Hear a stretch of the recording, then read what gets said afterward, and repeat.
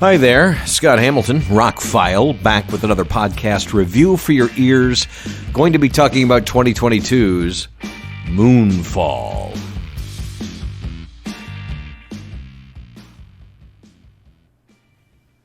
Short version of the review. It's more science fiction movie than disaster movie. If you like Roland Emmerich movies, watch it. Tell everybody else to shut up, just watch it. It's entertaining. The longer version, this is Roland Emmerich's latest blow-up-the-world extravaganza. But to characterize it as such is kind of short-shifting it a little bit there. He's made some good movies. He's made some not particularly great movies.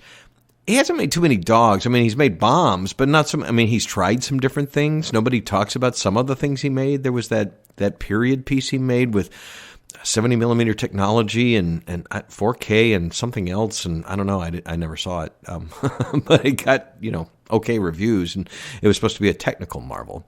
Anyway, he's a filmmaker who's had a few hits, and then he makes whatever he wants now. And he had this idea for this movie when they were doing the sequel to Independence Day. Wish he had spent a little more time on the sequel to Independence Day. That movie kind of devolved into just a little, another fight scene at the end. But anyway, with a giant alien and a human battling. My buddy who I work with had seen this opening week and said, you should see it. It's misunderstood. If you think you'd like it, go see it. You probably would. And I meant to go see it, but we only have a handful of screens here, and things don't stay around very long. If you don't see it the first 2-3 weeks, you're probably going to miss it. And so I missed it, and it was coming out, and I was like, I'll Lionsgate knocks a home run every time they release a steelbook these days. And if you pre-order the steelbooks, you get a first pressing. It literally is printed on the inside of the opening. And so I said, what the heck? I know more than one person that liked it. It didn't do very well at the movies, but I like Roland Emmerich movies overall. And the reviews had already started coming out from the Blu-Ray sites that were like, it's 5 out of 5 for video, 5 out of 5 for audio. So if you're going to watch it for that, do so. It's definitely a showcase for your home theater. So I pre-ordered it. And it came in, and I watched it. And my buddy had the best review. It's misunderstood, Roland Emmerich has disaster movies, and then he's made science fiction movies. Like Independence Day has some disaster stuff in it, but it's a science fiction movie. Well, not getting into too much spoilers, but this is more science fiction movie. And takes a hard, about halfway through it, takes a hard left into sci-fi. Forget the world blowing up stuff. Kudos to Roland for doing something different, and he's pretty high-minded here. The ideas in play, The biggest problem I have, again, not getting into spoilers, we see from the very opening frames that there's an entity, like one of those nanobot clouds you see in science fiction movies, that hits a space station in the past, and nobody believes them that it happened, and then that's a MacGuffin that happens later in the movie. If that was that close to Earth and its need was to destroy life within technology, which they kind of say it is later, why didn't it just keep going to Earth and destroy all of us in cars? And anyway, I guess we're not supposed to question these kind of movies. I didn't think about that till after the movie. I put on the movie, I watched the movie, all 2 hours and 15 minutes or whatever. And when it was over, I was satisfied. It's later when I started thinking, well, if this had just happened, the movie would have ended. We would have all died. Or,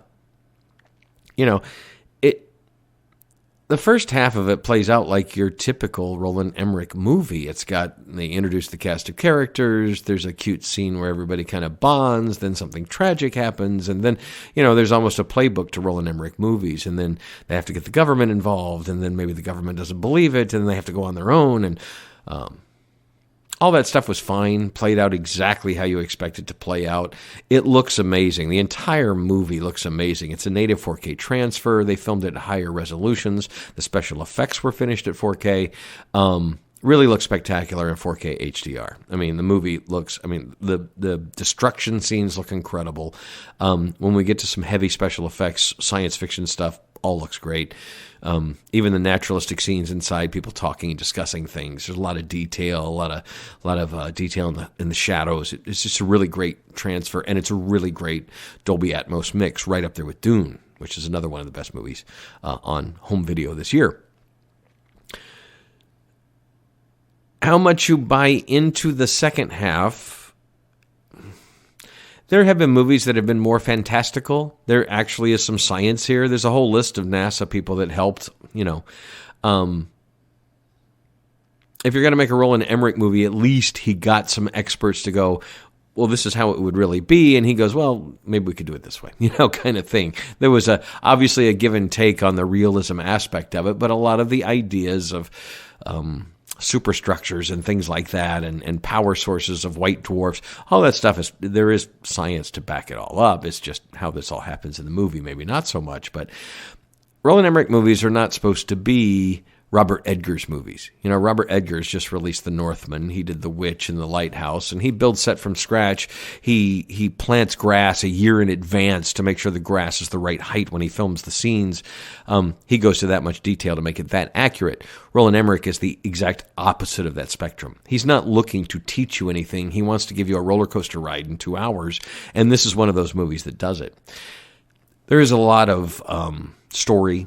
There's a lot of tech talk. But it all moves very fast. I don't see a lot of reviewers talking about how fast the movie. I think there was some editing done to cut out some more of the talky drama bits. There's some family stuff that just kind of, there's 1 or 2 lines said and we move right on. There's a couple character beats. We meet a new, couple and we have to find out what's going on with them, but it's really quick. It feels like there's more to these scenes.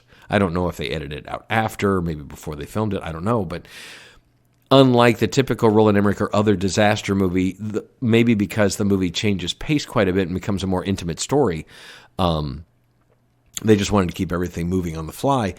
You get a little bit less characterizations this way, but again, are we watching this for Academy Award-winning acting, or you just want to see stuff blow up?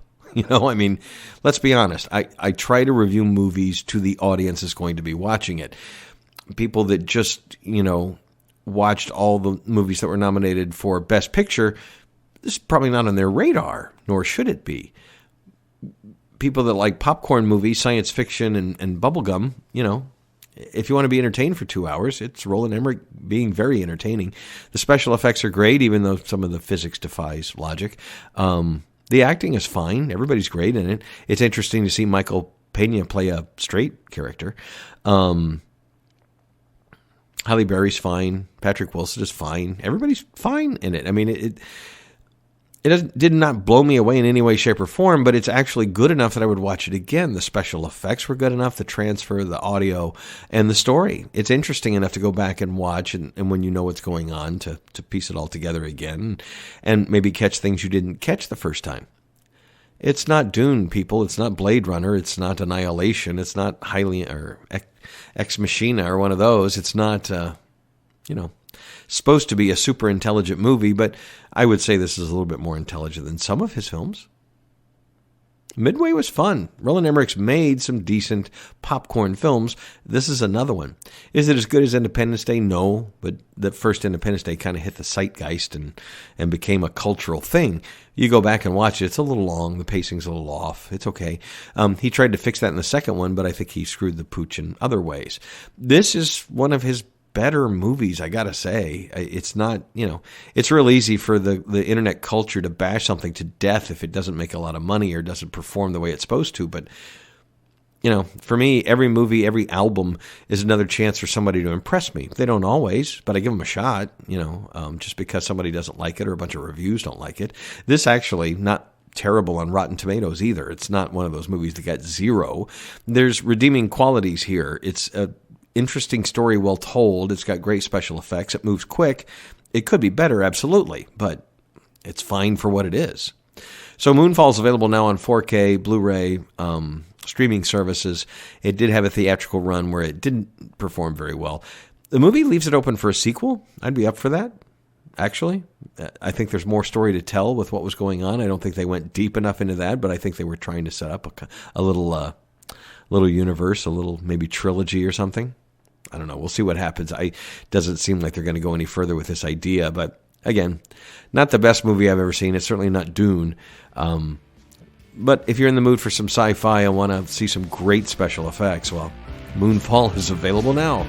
Scott Hamilton, I'm ROCKFILE. My links are below. Thank you for listening to this podcast, taking time out of your day to enjoy. I hope you have a spectacular day.